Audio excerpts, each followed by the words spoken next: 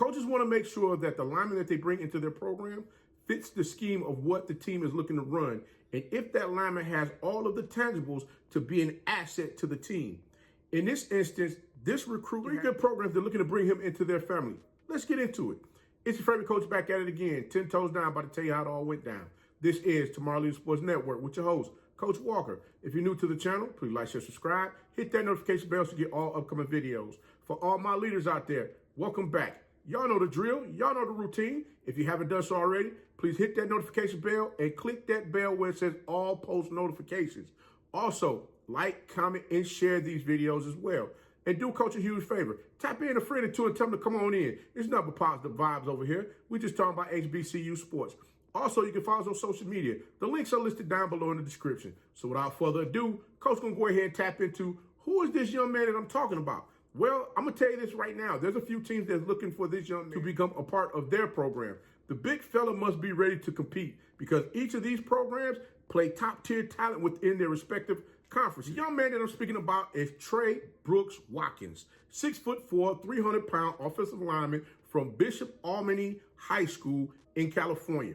Now, he's on the radar of a few HBCU programs, Grambling State, and Virginia State. Virginia State, who has a pretty young offensive line that averaged 3.6 yards per carry last season and 6.57 passing yards per attempt. They had two upperclassmen, one senior and one junior that were starters on the team. Now, head coach Barlow believes in putting in the best 11 players on the field. With the Trojans having 2 freshmen start this past season, I don't see it being a big problem for Brooks-Hawkins getting time on the field next season if he does everything the Trojans require him to do. And that's mainly get out there and compete on the field to show them that he's more than capable of being out there on the field in crunch time.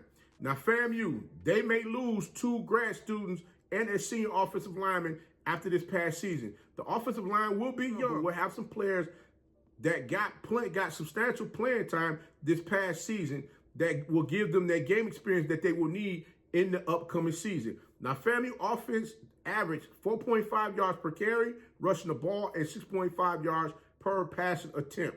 Now, FAMU is looking to increase the offensive output next season with some new players that they've added into the family. So again, Brooks-Hawkins could very well win him a starting spot next season if he gets in the camp and again compete. You're going to hear me say compete over and over again, guys, because that's what it's all about. No one's just going to hand over the keys and say, hey, here, big fella, here you go. Come on out here and play. It's not going to happen that way. Not with the landscape of everything that's going on within these HBCU programs. Everybody's looking to get out there and put their best foot forward and compete. This last university, which is Grambling State University, they may lose 3 senior line underclassmen that got, again, substantial playing time this past season. Now, they average 3.5 yards per carry rushing the ball and 4.6 yards per pass attempt. Now, all of those averages, I'm going to tell you now, I believe they will increase because they have a new head coach over there in Hugh Jackson. And with Hugh Jackson is going to make sure that everyone gets out there and compete and get after it. And he's definitely looking to put the best 11 out there on the field.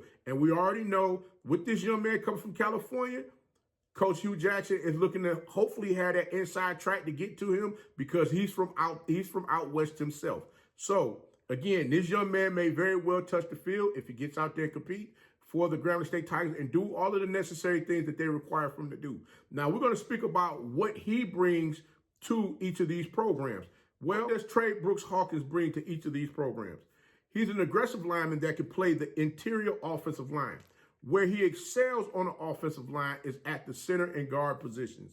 Coming into either of these programs, I can definitely see him playing guard and backup center because he has good footwork and is able to turn those hips to where he's able to block the defender the opposite direction of where the offensive play is being ran at that time. Not to mention, he's more than capable of getting up to the second level to block that linebacker and seal him off, keep him from shooting the gap, to get in between him and the tackle that's playing alongside of him to stop plays in the backfield. So that's a beautiful thing as well. And like I said, this young man, his motor's continuously going. He is definitely blocking until the whistle. What I have is, which team do you think this young man is going to take his collegiate nation when signing day happens? Leave a comment below and let me know. But until next time, if you like the content, please like, share, subscribe. Hit that notification bell so you get all upcoming videos. And remember, be the one and lead.